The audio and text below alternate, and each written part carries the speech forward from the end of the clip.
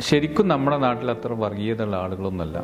പക്ഷേ നമ്മളെ വർഗീയതമായിട്ടും മതപരമായിട്ടും വിഭജിക്കുന്നത് ഈ നാട്ടിലെ രാഷ്ട്രീയക്കാരാണ്. രാഷ്ട്രീയ ലാഭത്തിനു വേണ്ടി ആളുകളെ തെറ്റിദ്ധരിപ്പിക്കുക. കുറെ കാലം കഴിയുമ്പോൾ ഈ തെറ്റിദ്ധരിക്കപ്പെട്ട ആളുകളെല്ലാം വർഗീയമായി ചിന്തിക്കാൻ തുടങ്ങും. അതാണ് ഇന്ന് കേരളത്തിൽ നടന്നുകൊണ്ടിരിക്കുന്നത്.